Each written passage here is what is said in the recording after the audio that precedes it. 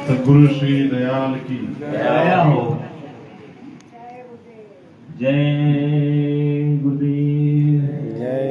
सत सत कोटि प्रणाम। सतगुरु तुमको प्रणाम।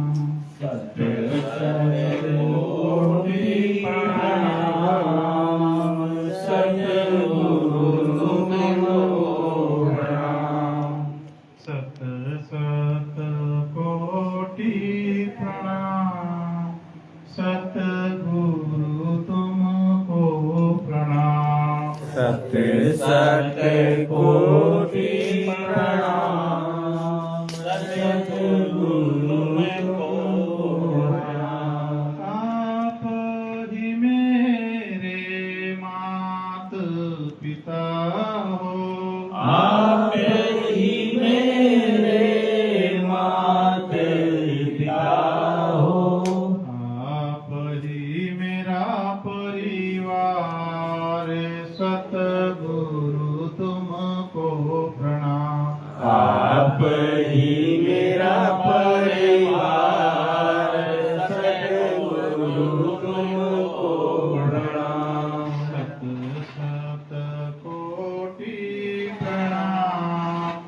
सतगुरु तुमको प्रणाम। सत सत कोटि प्रणाम। सतगुरु तुमको प्रणाम। आप ही देवी आप ही देवा। आप ही देवी आप ही देवा। आप ही देवी आप ही देवा। आप ही देवी आप ही देवा। आप ही सूरज चांद। सतगुरु तुमको प्रणाम। आप ही सूरज चांद। सतगुरु तुमको प्रणाम। सत सत कोटि प्रणाम। सतगुरु तुमको प्रणाम। सत सत कोटि प्रणाम। सतगुरु तुमको प्रणाम। आप ही ब्रह्मा आप ही विष्णु।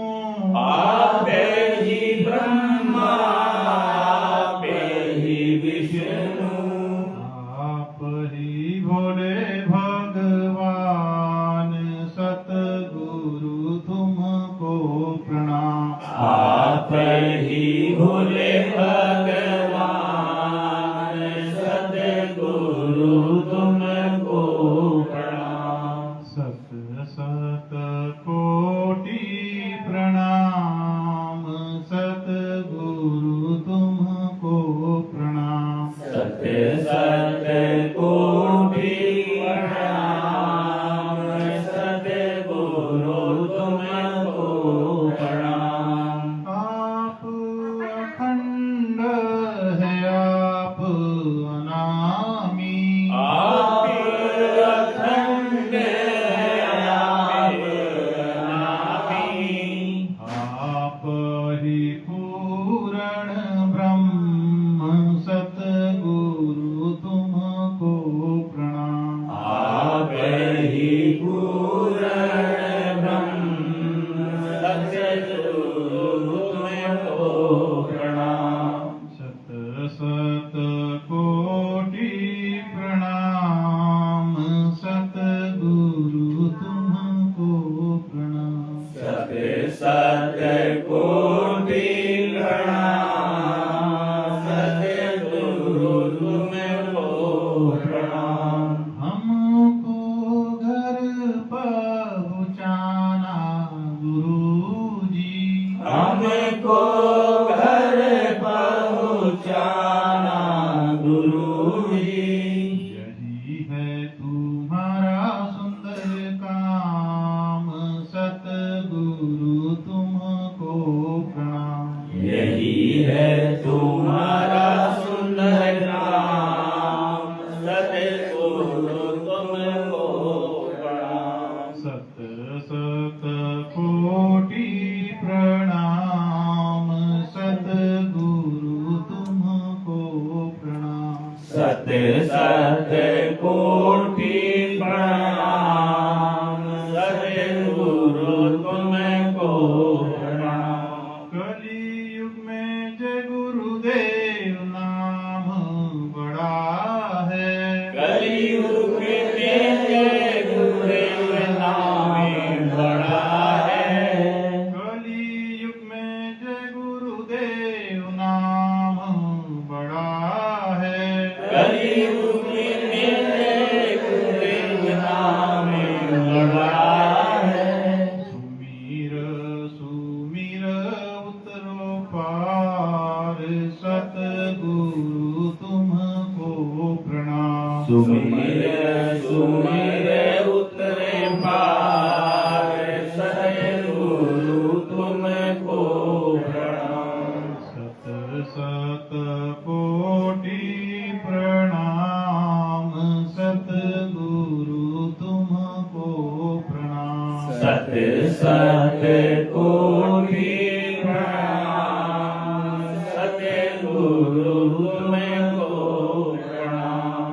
सतगुरु तुमको प्रणाम। सतगुरु तुमको प्रणाम। जय गुरुदेव। जय गुरुदेव। जय जय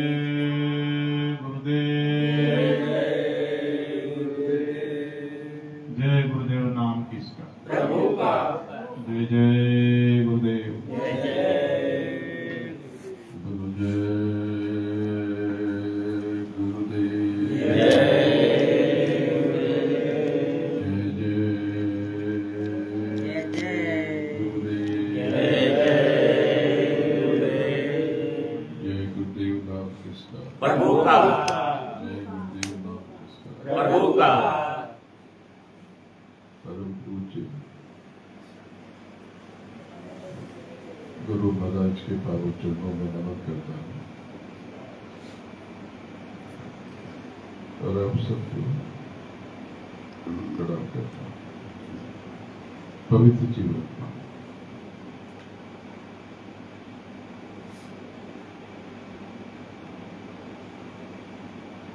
ये अयोध्या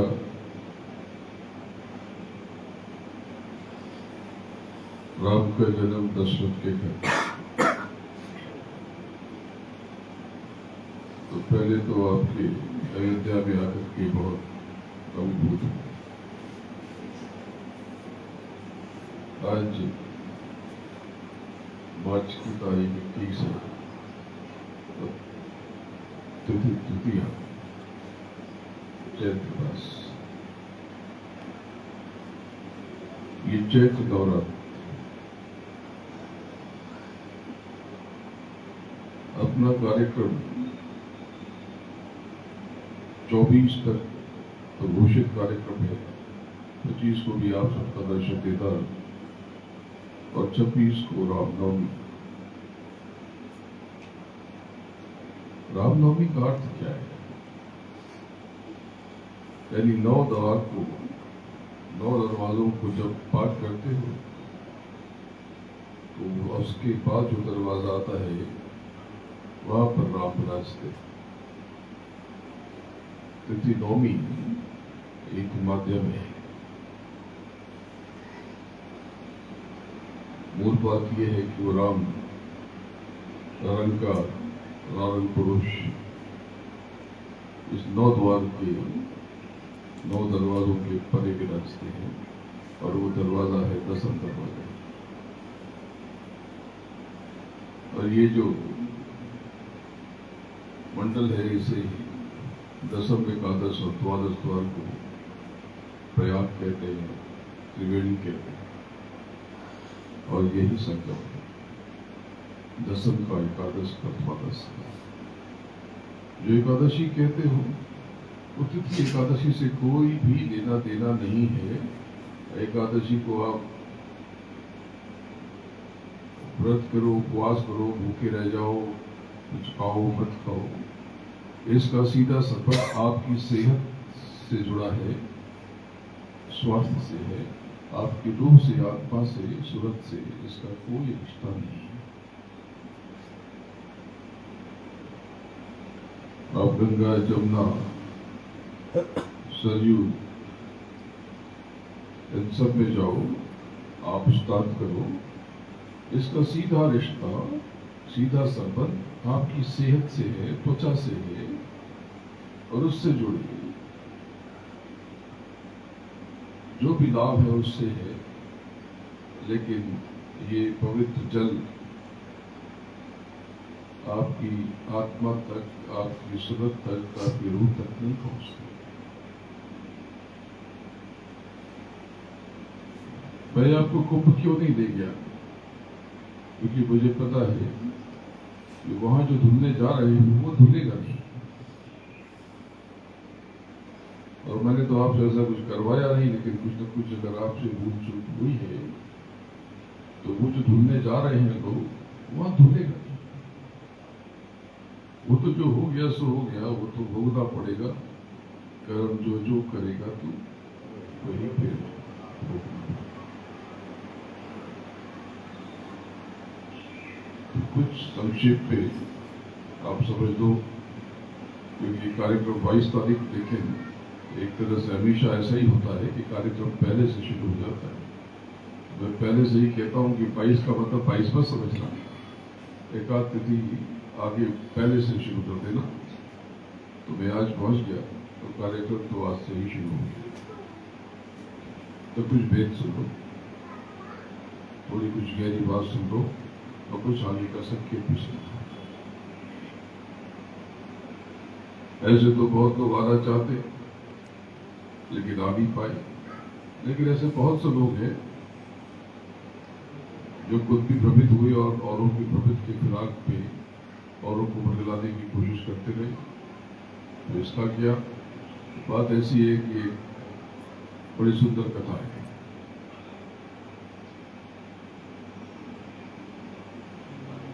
विष्णु और लक्ष्मी भ्रमण कर रहे थे। लक्ष्मी ने देखा एक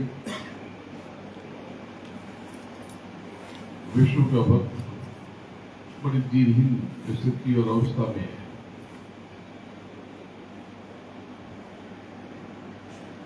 उसका झोपड़ा नाम मात्र का झोपड़ा है, खाली ऊपर कुछ कपड़ा लत्ता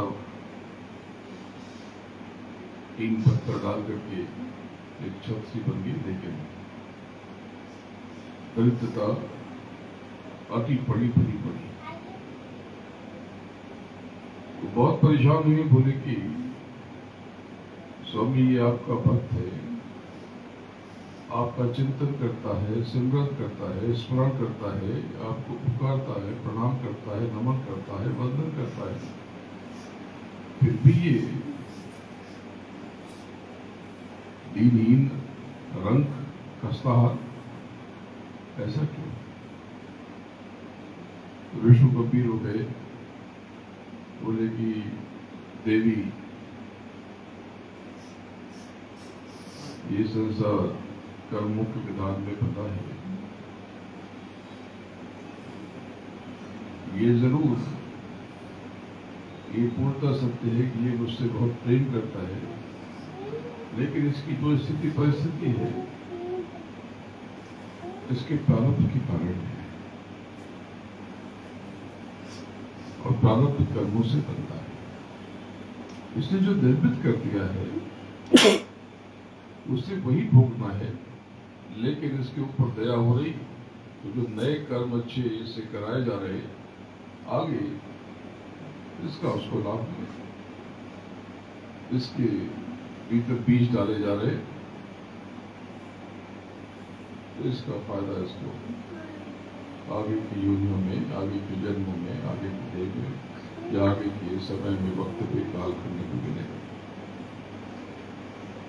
लक्ष्मी गुरु से मुस्कुराए, बोले कि मैं तो इसको भी मालामाल कर सकती। बोले कि देवी ये तो तुम कर दो, भी करके देखो।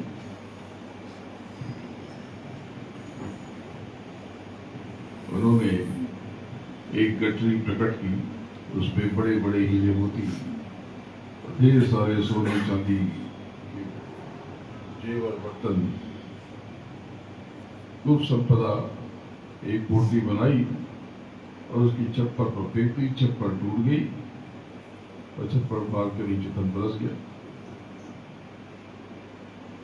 वो व्यक्ति सो रहा था, अचानक से उसके ऊपर ही पीली पीली धातु है। उसे बहुत गुस्सा आया। वो मोहल्ले के गांव वालों के शरारती बच्चों पर बहुत नाराज हुआ। बोले ये सब मुझे मूर्ख समझते हैं कि पीली पीली ये पीतल मेरे गांव फेंक देगा तो मैं भ्रमित हो जाऊंगा, मैं पागल हूं क्या? अरे मैं गरीब हूं पर इतना बड़ा भी पागल नहीं, इनके चक्कर में आ जाऊंगा। इन्होंने भाई छप्पर तोड़ दी गया, अलग इतना बड़ा नुकसान कर दिया और जरा गालियां दे दी। और उसने उस पोटली को उठाया, ऐसे ऐसे घुमाया और उस छप्पर पे वापस तालाब से फेंक दिया। अरसा भी लग गया। देवी ने कहा कि प्रभु चले जरा सा आपके उस भक्त का हाल चाल ले, अब तो मालामाल हो चुका है। बोले चलो देवी। तो वहां पर गई तो बोली ये क्या है प्रभु, ये तो ऐसे कैसे खस्ता हाल। तो विष्णु ने कहा कि यही तो मैंने तुमसे कहा था कि जो इसके प्रारब्ध में नहीं है वो इतनी सहजता से मिल नहीं सकेगा। तुमने कहा तो मैंने कोई जवाब नहीं दिया, लेकिन सच ये है कि जो उसके भाग्य में ही नहीं है वो मैं भी चाहूं तो दे न सकूंगा। लेकिन ये ठीक है, जिससे छोटे छोटे कर्म कराता हूं और उस पर दया की तैयारी हो रही। पूर्ण गुरु, संपूर्ण गुरु, परिपूर्ण गुरु, बुद्ध गुरु, संबद्ध गुरु, सच्चा गुरु, पूरा गुरु। इसी प्रकार से जगत में बीज छिपता रहता है। वो चिंता नहीं करता कि उसके पास कौन आता है कौन नहीं आता और कौन आकर के बरफ जाता है। वो इसकी फिक्र नहीं करता, क्योंकि जिसके प्रारब्ध में ही नहीं है उस दया को अपनी अंजुली में भरना, जिसकी भाग्य में किस्मत की तकदीर में ही नहीं है, उसके लिए क्या करोगे? लेकिन महापुरुष बड़े दयालु होते हैं, वो अंदर चुपचाप अपना काम करते हैं। तो आगे समय बड़ा विचित्र है। चंडी देवी देवता कुछ भी कह लो, ये बीच बीच में लाल लाला बोले संसार को देख रहे और संसार में आग की ज्वाला उठ रही। यज्ञ के समय आपको याद होगा मैंने कहा था आसमान से आग बरसेगी और तहस नहस हो जाएगी। जहां पर आग बरसेगी वहां से विनाश हो जाए, और ये आने वाले साल में दिख रहा। तो आपने देखा कि हमारे पड़ोस के पड़ोस में या पड़ोस के पड़ोस में क्या हुआ। मालिक सब जीवों पर दया करे, सबका भला हो। किसी तरह का पूर्वाग्रह करके कुछ भी मत कह देना। उनमें भी वही सोचते हैं जो आप नहीं। जो हो रहा वो अच्छा नहीं हो रहा, इसके लिए बहुत संवेदना है, वेदना है, पीड़ा है, लेकिन ये सब तो आपको बता दिया जाए।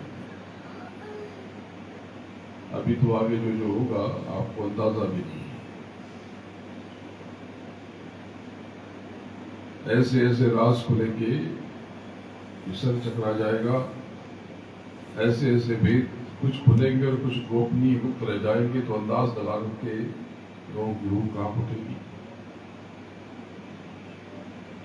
और चंडी देवता जब निकलेंगे, चंडी जब निकलेगी या निकलेंगे, उनका कोई लिंग नहीं है। आप देवी भी कह सकते हो, देवता भी कह सकते हो। विष्णु कहेंगे गुरु महाराज ने तो पहले से बताया, आपने नया क्या बताया?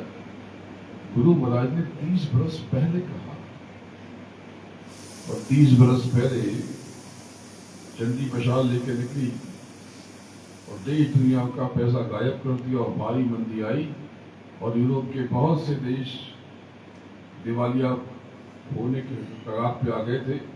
शेयर बाजार एक झटके से 1/3 हो गया था, जिसको याद होगा, जिसको याद होगा उसको सब याद होगा। भारी मंदी विश्व में आई थी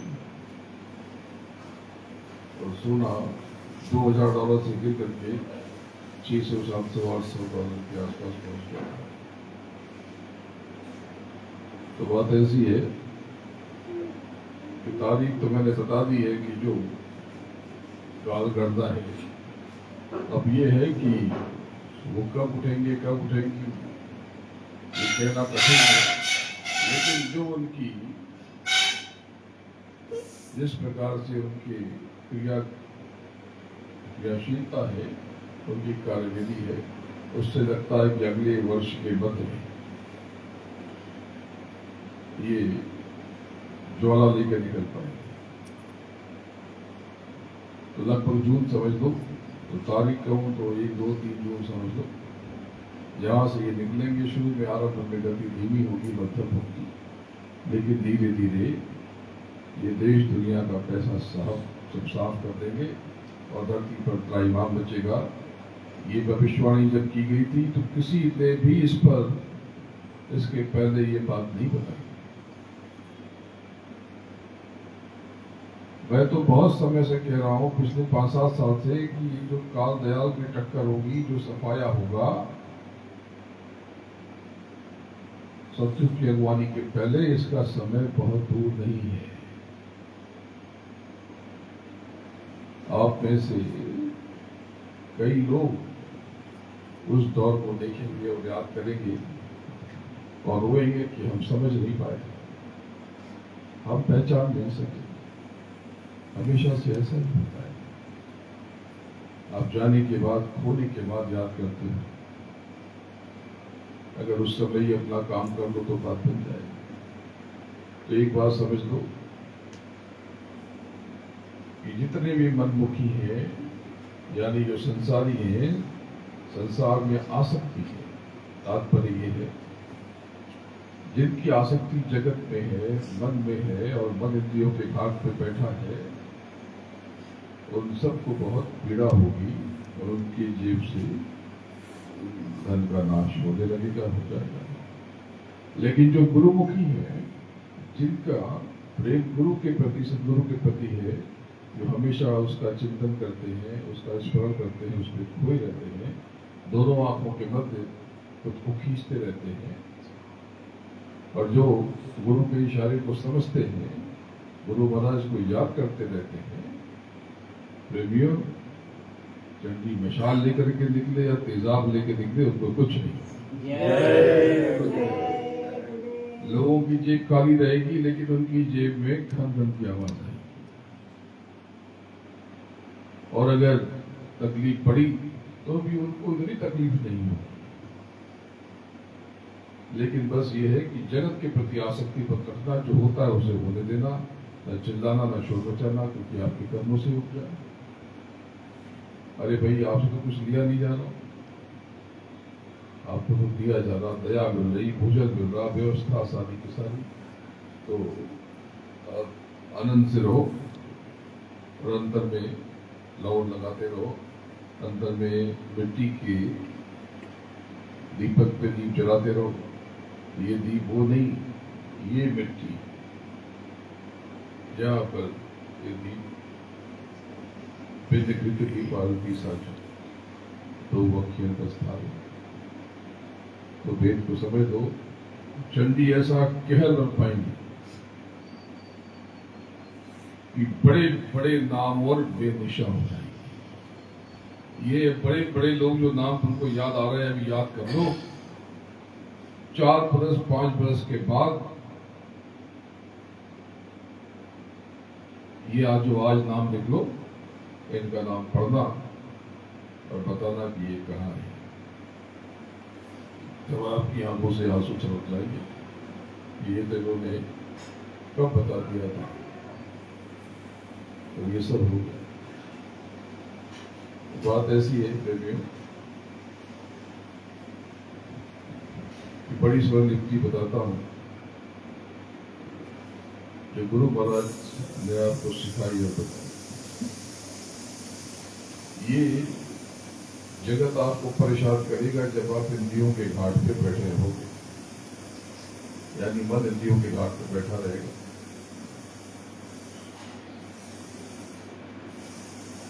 लेकिन मन को सूरत के घाट पर बिठा दोगे और वहीं पर उसको रखोगे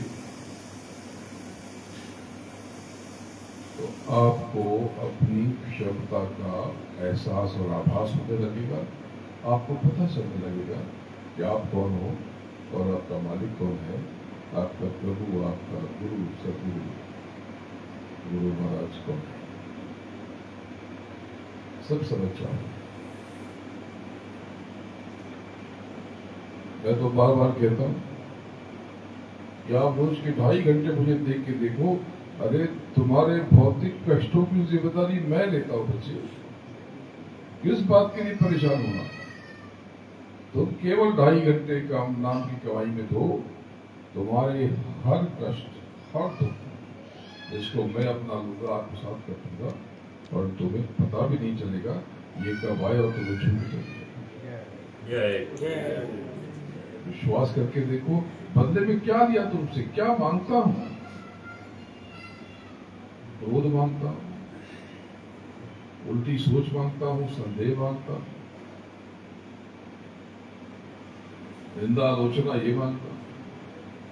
तुम्हें एक नेक इंसान बनाने के लिए जो जो जरूरी चीजें हैं, यानी जो कचरा जिसने तुम्हें नेक से बद बना के रखा, कचरा मांगता हूं तुमसे। कोई धन संपत्ति मांगी नहीं, तुमने दी भी नहीं, मैंने दी भी नहीं।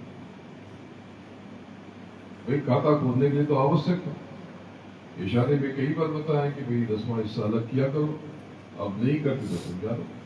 मुझे तुम्हारा एक लेश मात्र का, तुम्हारा एक गेहूं का, चावल का दाना भी नहीं चाहिए। अरे बच्चे मुझे देखो, ये भौतिकता तो मेरे, तुम जो सोच नहीं सकते उस चीज का मैं भोग कर सकता हूं, तो तुम्हारी कल्पना से परे, जो तुम्हारी सोच से परे मैं वो कर सकता हूं और करता भी होगा, क्योंकि तुम्हारा लोक तो बहुत अद्भुत है, विलक्षण है। ये मत समझ लेना कि वो जो सचखंड है ये बस ऐसे ही है। अरे तुम्हारी कल्पना भी वहां तक नहीं जा सकती, वो इतना भव्य। भव्य का मतलब ये टेढ़ी मेढ़ी आकृति नहीं, ये चमक, ये पत्थर और सोना हीरा नहीं। अरे ये तो मिट्टी है, ये तो व्यर्थ है, सब कुछ काम नहीं है।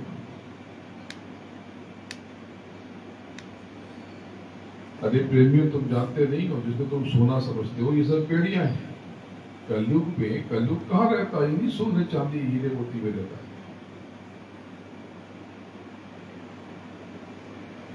आज सुबह थोड़ा थोड़ा मिल रहा है तो 5,000 सोना आज 1.5 लाख में मिलने लगा, 180 पहुंच गया।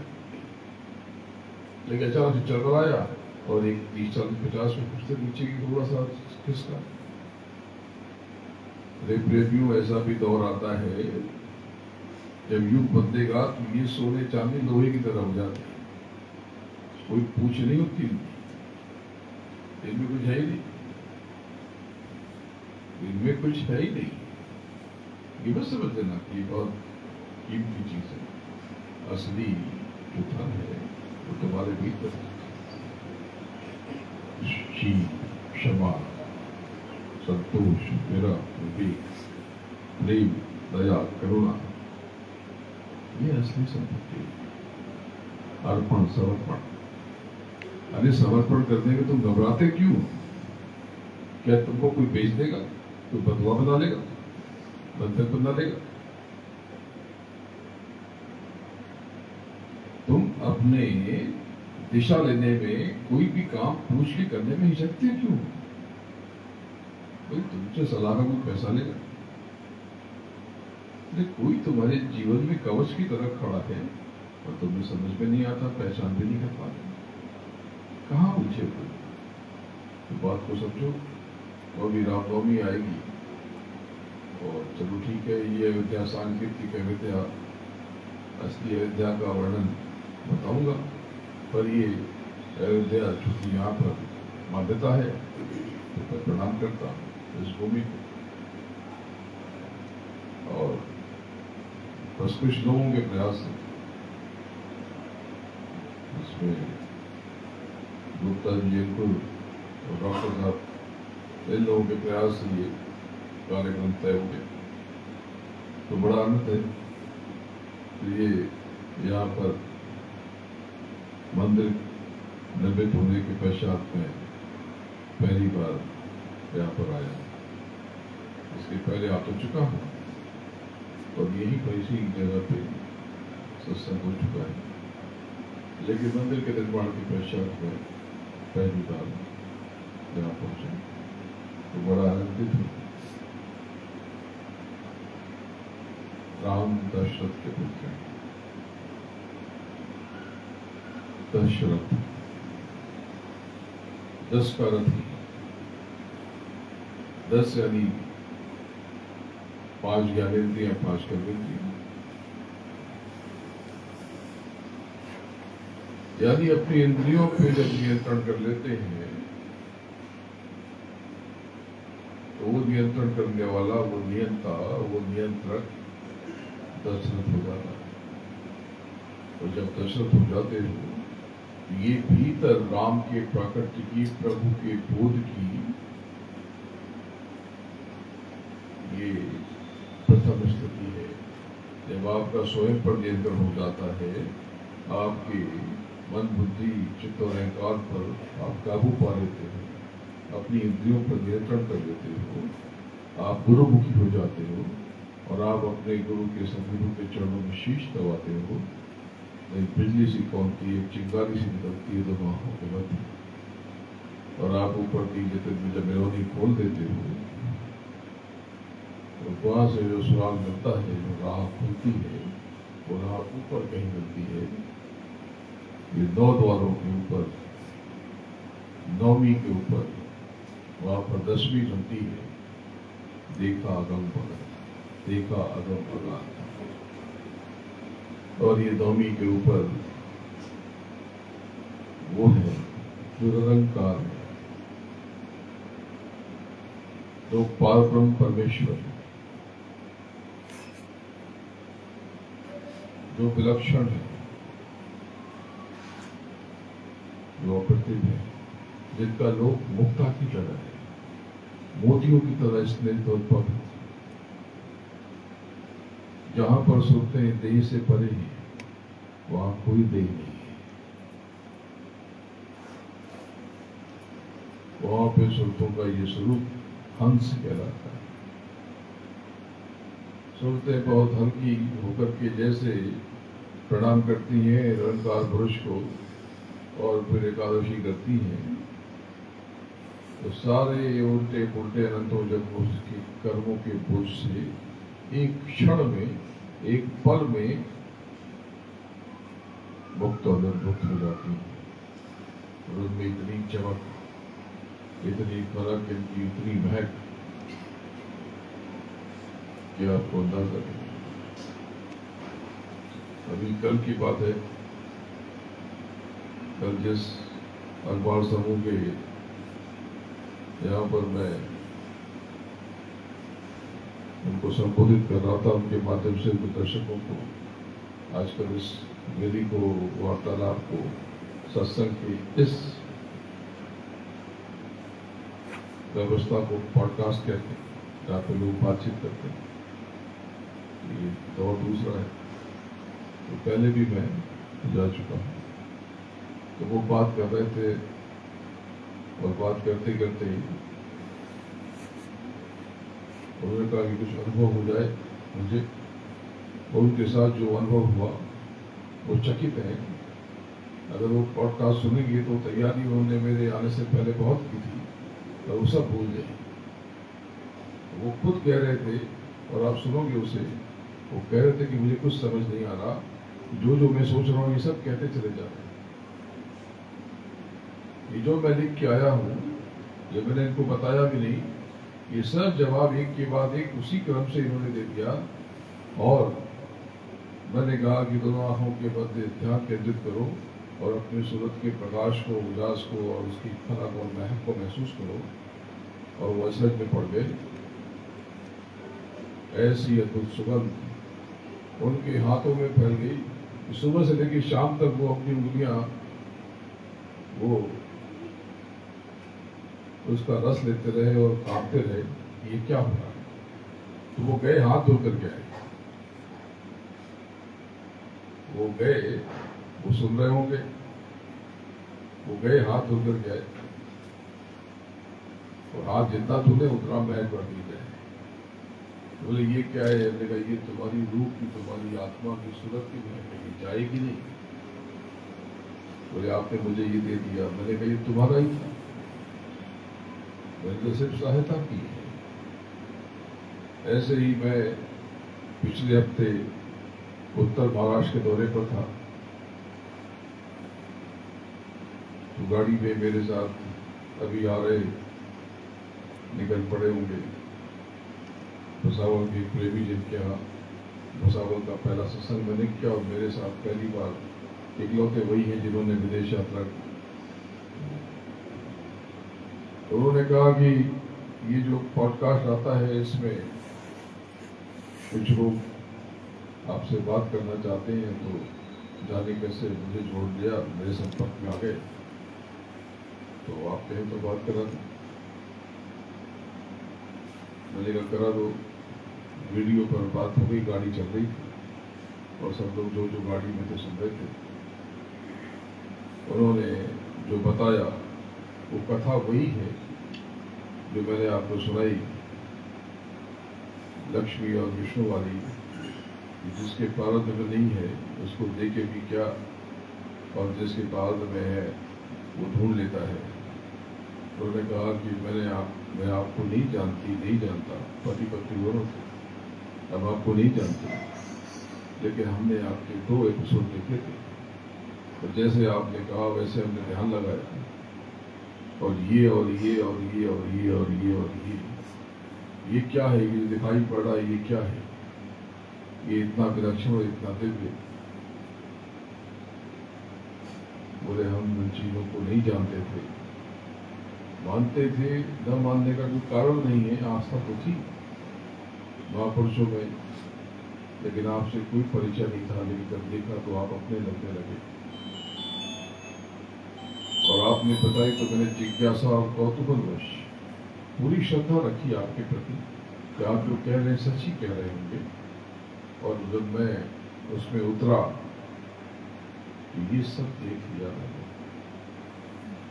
तो ये वही था जो मैंने कहा कि उनको मिलना था, बीच पड़ा हुआ।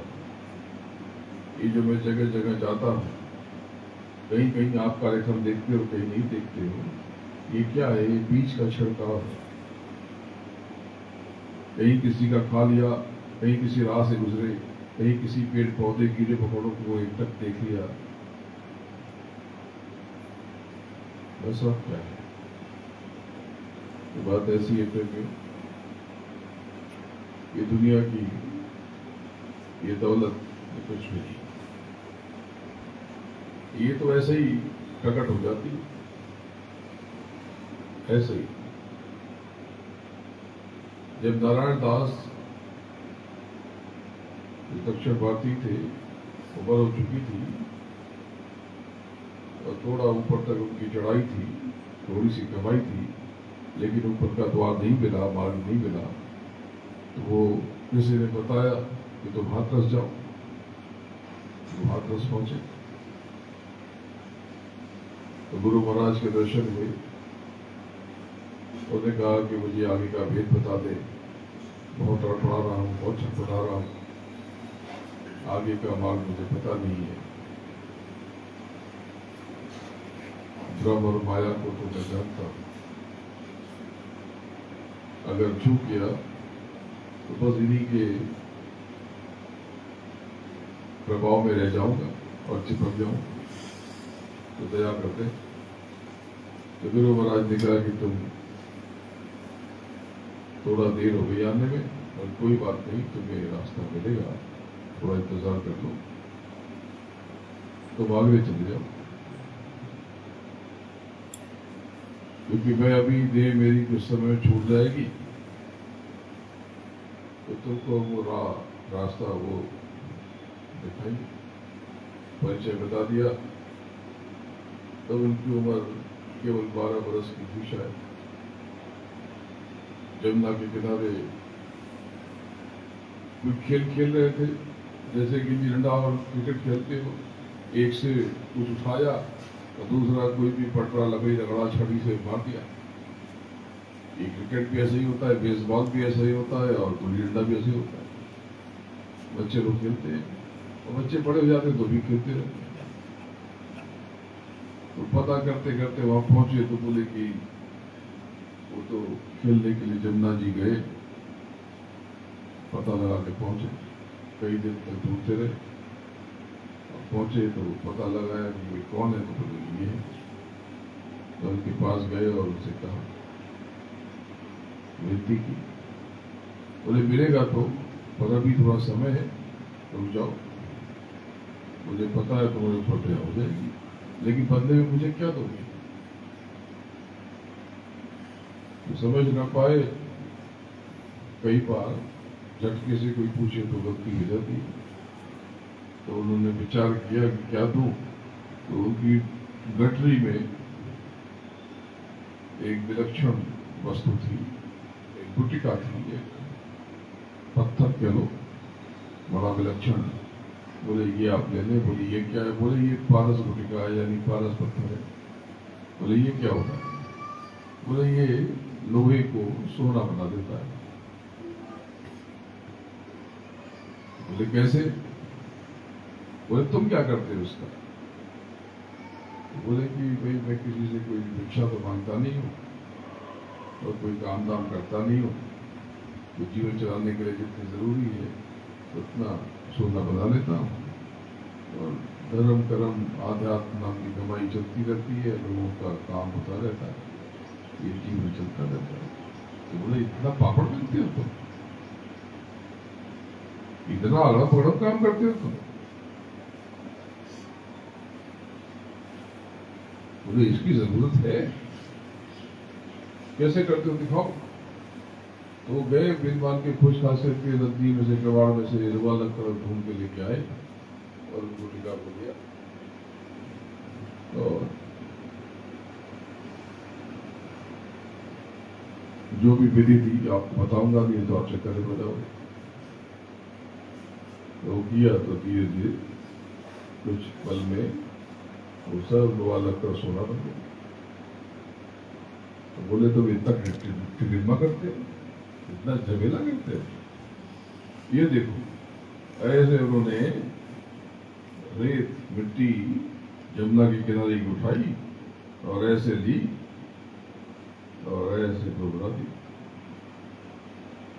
नारायण दास की आंखें फटी रह गई।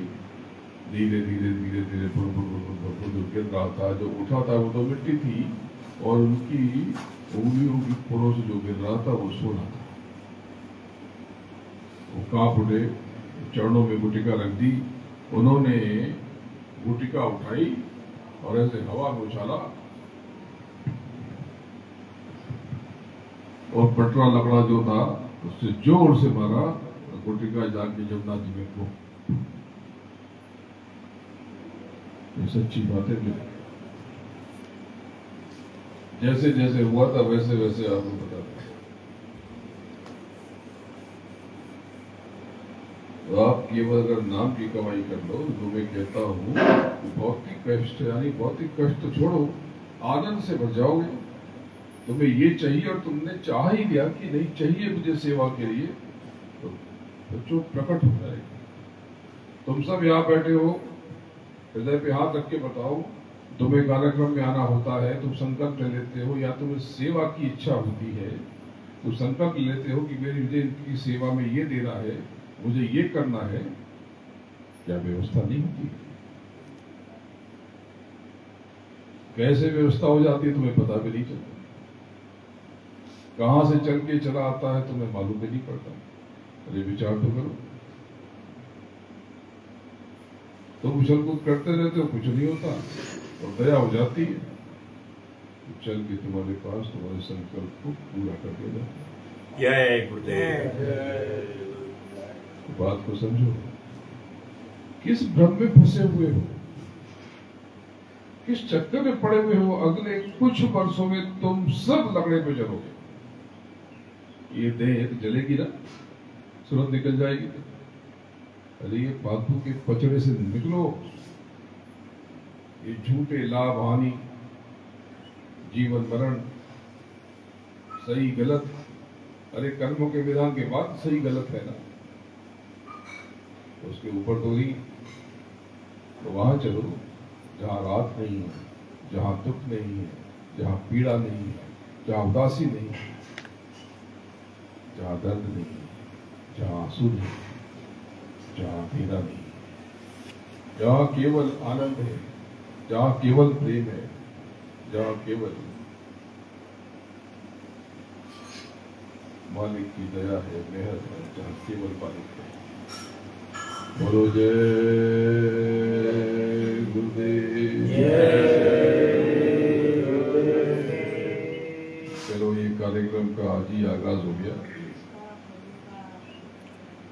ये कार्यक्रम आज यहीं से शुरू हो गया। ये जय गुरुदेव नाम तो प्रभु का है, लेकिन जय जय गुरुदेव ये प्रभु तुझे लाखों प्रणाम। प्रार्थना करते हो सत्य गुरु सतनाम, तो लाखों प्रणाम। तो ये इतनी बुरी पंक्ति अगर एक शब्द में कहोगे तो जय जय जय जय। जब कभी मुसीबत में पड़ जाओ, झमेले में पड़ जाओ, फजीयत होने लगे, तबीयत बिगड़ने लगे, तनाव में पड़ जाओ, कोई चारा दिखाई ना दे, कुछ पल के लिए खुद में चले जाओ, दोनों आंखों के बीच खुद को समेटो और वहां अपने आप को चरणों में अर्पित समर्पित कर दो और गहरी सांस लेकर के कहना शुरू करो, जय गुरुदेव जय जय गुरुदेव, जय गुरुदेव जय जय गुरुदेव, जय गुरुदेव जय जय गुरुदेव, जय गुरुदेव जय जय गुरुदेव। तुम अपने भीतर बल का अनुभव करोगे, संबल का अनुभव करोगे, ताकत और दया का, मेहर का अनुभव करोगे और ये जो तुम्हारे झमेले हैं जादू की तरह इतने हल्के हो जाएंगे कि तुम चकित रह जाओ। अरे यकीन करके तो देखो, बंदे ने तुमसे क्या लिया, तुम स्वयं विचार करो। ये इतनी लंबी यात्रा करके मैं आया, मैंने विश्राम किया वहां पर, क्या तुमने खर्चा किया? तुमसे क्या लिया जा रहा? थोड़ा बहुत खाता खुलवाना पड़ता है, मैं कुछ नहीं कहता, लेकिन सच में अगर अपने जीवन में आमूलचूल परिवर्तन चाहते हो तो अपनी कमाई का 10वां हिस्सा बच्चे परिवार के लिए अलग करो और थोड़ा सेवा के लिए, लोगों की आंसू पोंछने के लिए, लोगों की दर्द मिटाने के लिए अलग करो। तुम्हारा खजाना भरा रहेगा,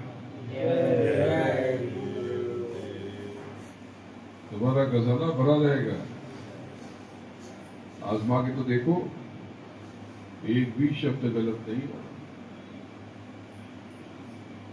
तो चलो ये अब कार्यक्रम इसका आगाज आज यहीं से हो गया। तारीख 22 थी लेकिन ये 21 हो गई। ये नवरात्र, ये 9 देवियां कहाँ रहती, किसी पंडाल में रहती हैं? अरे ये तुम्हारे भीतर ही निवास करती। ये जो पहली देवी थी शैलपुत्री, ये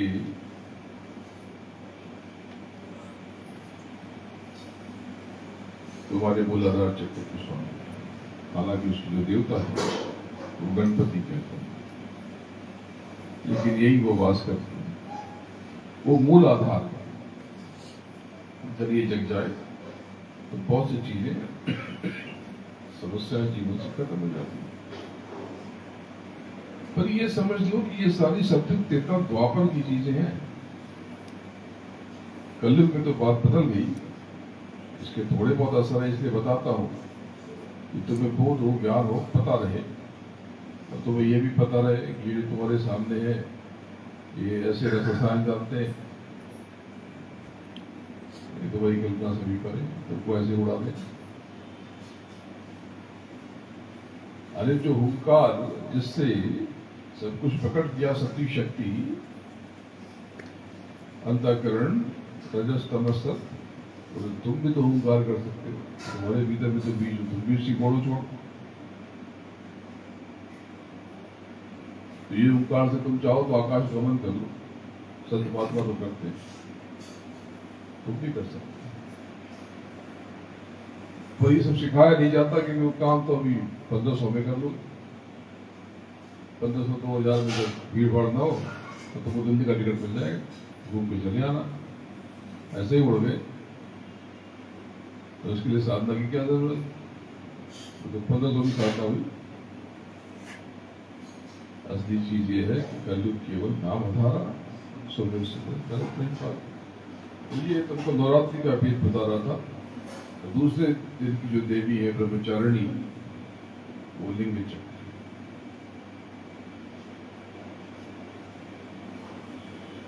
चाहो तो देवी को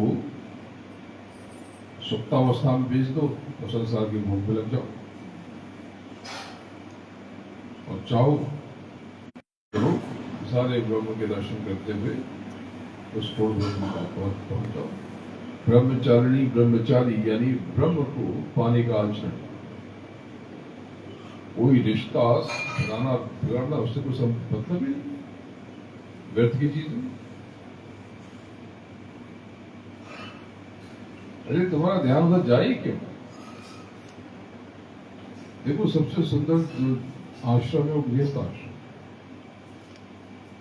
गुरु महाराज ने कभी नहीं कहा या आप ये मत करो, उन्होंने कहा गृहस्थ आश्रम में रहो, सबसे सुंदर आश्रम। क्योंकि जब आप उन सब व्यवस्था के साथ रहते हो तो आपकी इच्छा नहीं होती। जैसे जिस बच्चे को दूध न मिले चोरी करके पीता है, लेकिन दूध भरा पड़ा हो तो जाके धीरे से ताली में गिराता है। जिसका विवाह ना हो बहुत आकर्षण रहता है, और विवाह के बाद सोचता है छुटकारा कैसे मिले। कोई आकर्षण थोड़ी है। दुनिया जिसे कहते हैं जादू का खिलौना है, मिल जाए तो मिट्टी, खो जाए तो न मिले तो सोना। जगत के खेल को समझो, बड़ा विलक्षण, और जो दिखता है वैसा नहीं। कबीरदास की उल्टी वाणी पर से कम नहीं देता। तुम्हें जगत ही चाहिए ना, तो जगत को देना शुरू करता है। जगत तुम्हारे चरण, तुम्हें आदर चाहिए ना, खूब आदर देना शुरू कर दो। हर किसी को विनम्र प्रकार से आकड़ छोड़ दो, किसी का अपमान मत करो, छोटे बड़े का भेदभाव मत करो। अरे तुम पूजनी बन जाओगे, वंदनी बन जाओगे। धनी होना है, धन का कम से कम एक हिस्सा। अरे जितने बड़े धनी मानी सच में विश्व के संसार के हैं, अपनी कमाई का बड़ा बड़ा हिस्सा वो दान कर देते हैं। मैंने पढ़ा कि बिहार से जुड़े हुए भारत के उद्योगपति लंदन में रहते हैं, उनको बहुत दुख हुआ, पीड़ा हो गई। अभी कुछ महीनों पहले उन्हें अपनी 75% संपत्ति दान कर दी, और दान वो शुरू से करते रहे। जितने धनी मानी थे, बहुत बड़े निवेशक हिंदुस्तान के, वो तो अपनी कमाई का 55 से 75% दान कर देते। तो सूत्र समझो। और जो नहीं देता तो उसको मिलता ही, जो देता है उसके बाद चल के आता, जो लेने की कोशिश करता है वो भिखारी कंगाल रह जाता है। तो चाहता है हमको आ जाए, हमको आ जाए, हमको आ जाए, हमको आ जाए, हमको आ जाए। देखो हमेशा वो अभाव में रहता है। जो कहता कैसे मैं दे दूं, कैसे मैं खिला दूं, तो कैसे मैं सबसे उत्तम चीज दूं, सबसे उत्तम मैं पदार्थ दूं। ऐसे बहुत से लोग हैं जो खुद रूखा खाते हैं, सूखा खाते हैं, लेकिन जब सेवा की बात सोचते हैं सबसे बढ़िया सोचते हैं। भले उसके लिए उनको कर्जा करना पड़ता। ये कबीरदास की रोटी वाणी पढ़ते बिके पानी, उस बेद के सारे लोग आदर नहीं करते। अरे आदर नहीं करते, तुम आदर चाहते हो तो आदर कभी नहीं मिलेगा। अरे ये संसार कुछ है ही नहीं। ये जो अभी तुमने 15 दिन पहले पर्व मनाया, 10 दिन पहले, 15 दिन पहले, रंग खेलने वाला पर्व होली नहीं है। होली तो जो दहन करते हैं वो होली है, पूर्णिमा की रात में करते हैं। वो बहुत बड़ा यज्ञ है। क्या जानते हो तुम? वो दरअसल रति और बदन की उपासना की जाती है, उत्पत्ति की उपासना की जाती है। और उत्पत्ति अपने भीतर उत्पत्ति करने वाले जो बीज है उनको सक्रिय किया जाता है, चाहे वो संतान की उत्पत्ति, चाहे धन की उत्पत्ति, चाहे आनंद की उत्पत्ति या आध्यात्मिक बोध की उत्पत्ति, यानी लौकिक या पारलौकिक। ये सारी क्रियाएं उस रात में फलीभूत होती हैं। और दूसरे दिन जो पर्व है धुलटी कहते हैं, धुलेटी कहते हैं, धूली बंधन कहते हैं, धुलछट कहते हैं, यानी धूल में मिल जाने की उपासना, उसका आनंद। धूली बंधन, ये देह धूल में मिल जाएगी, इसका ये शरीर और इसका मेरा अहंकार, मेरे काम, क्रोध, लोभ, मोह, ये सब धूल में मिल जाए। मैं वंदना करता हूँ, प्रार्थना करता हूँ, ये सब देह में मिल जाए और मेरी सूरत मेरे मालिक को मिल जाए। मिले तो ये मिले, बाकी ये सब मिलके छूटने वाली चीज मिलके क्या करना।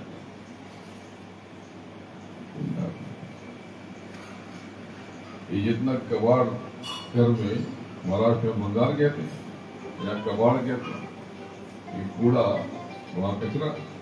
ये जो घर में जो कबाड़ है ये पैसा दे के लेके आए थे ना, ले आए तो कबाड़ हो गया। तो कुछ दिनों में सब कबाड़ हो जाएगा और तुम कबाड़ी। जगत चाहती हो तो जगत तो कबाड़ है, तो तुम क्या रह गए? कबाड़ी। तुमने सोचा कि माल जमा कर रहे हैं, कबाड़ी हो गया। कबाड़ जमा करके तुम 30 बार का बनना चाहते हो। बोलो जय गुरुदेव, जय जय गुरुदेव। जब जय गुरुदेव कहते हो तो मालिक का नाम है वो। जय जय गुरुदेव कहते हो, ये मालिक तेरे चरणों में शीश नवाता। कितनी विनम्रता है, कितना भाव है, देखो ना। मालिक तेरे चरणों में मैं खुद को बिठाता हूं, मैं खुद को लीन और विलीन करना चाहता हूं। मुझ पर दया करते मालिक, अब अपना बना लो मेरे सतगुरु प्यारे। रहूं जिससे निर्भय सहारे बना।